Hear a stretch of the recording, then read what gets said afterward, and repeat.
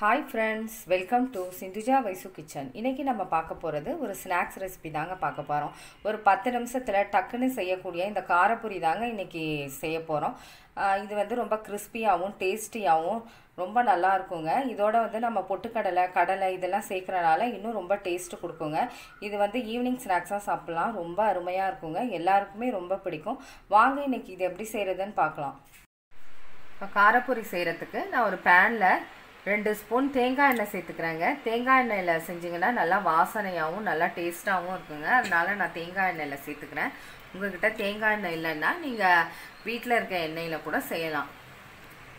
இப்போ எண்ணெய் சூடாகிடுச்சு. இதோட வந்து நான் ஒரு 4 பல் பூண்டு தட்டி வச்சுருக்கேன், அதை சேர்த்துக்கிறேன். இந்த பூண்டு நல்லா வாசனையாக இருக்குங்க. அந்த தேங்காய் எண்ணெயோடு சேர்த்து இதை நல்லா நீங்கள் வறுக்கிறப்ப நல்லா வாசனையாக இருக்கும். நல்லா வறுத்துக்கோங்க. பொன்னிறமாக வர்ற வரைக்கும் வறுத்துக்கோங்க.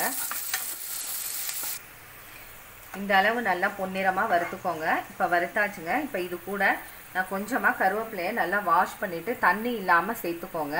அதையும் நல்லா வறுத்துக்கோங்க. நல்லா மொறுமொறுன்னு வர வரைக்கும் வறுத்துக்கோங்க. இப்போ கருவேப்பிலையும் நல்லா வறுத்தாச்சுங்க. இப்போ இது கூட ஒரு கைப்பிடி வேர்க்கடலையை சேர்த்துக்கிறேன். அதையும் நல்லா வறுத்துக்கோங்க. இப்போ வறுத்தாச்சுங்க. அதோட ஒரு கைப்பிடி பொட்டுக்கடலை சேர்த்துக்கிறேன். அதையும் நல்லா வறுத்துக்கோங்க. கொஞ்சம் லைட்டாக பொன்னிறம் வர வரைக்கும் வறுத்துக்கோங்க. இது கூடவே ஒரு 1/4 ஸ்பூன் மஞ்சத்தூள் சேர்த்துக்கிறேன். இது கூடவே 1 ஸ்பூன் மிளகாய்த்தூள் சேர்த்துக்கிறேன். உங்களுக்கு காரத்துக்கு ஏற்ப நீங்கள் சேர்த்துக்கோங்க. இது கூடவே 1/4 ஸ்பூன் உப்பு சேர்த்துக்கிறேன். ஏன்னா பொரியில் உப்பு இருக்கும், அதனால் பார்த்துட்டு சேர்த்துக்கலாம். இப்போ இதை எல்லாத்தையும் நல்லா கலந்து விட்டுருங்க.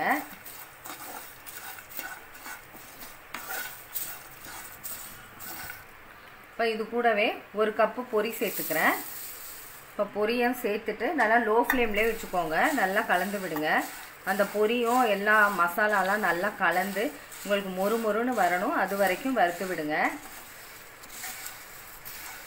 நல்லா கலந்தாச்சுங்க. எல்லா பக்கமும் நல்லா மசாலா வர மாதிரி இந்த மாதிரி கலந்து விட்டுக்கோங்க. கலந்து விட்டுட்டு ஒரு 2 நிமிஷம் அப்படியே வறுத்துக்கிட்டே இருந்தீங்கன்னா நல்லா மொறுமொறுன்னு வந்துடும். சூப்பராக வந்துருச்சு பாருங்கள்.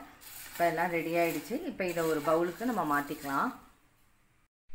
அவ்வளோதாங்க, காரப்பொரி ரெடி ஆகிடுச்சிங்க. ரொம்ப டேஸ்ட்டாகவும் வந்திருக்கு, நல்ல கிறிஸ்பியாகவும் இருக்குங்க. இது ஒரு ஈவினிங் ஸ்நாக்ஸாக வச்சு எல்லாருமே சாப்பிட்லாம். ரொம்ப டேஸ்ட்டாக இருக்கும். வீட்டில் எல்லாருக்குமே செஞ்சு கொடுங்க. இந்த வீடியோ உங்களுக்கு பிடிச்சிருந்துச்சுன்னா சப்ஸ்கிரைப் பண்ணுங்கள். பக்கத்தில் உள்ள பெல் பட்டனை கிளிக் பண்ணுங்கள். Okay, thank you.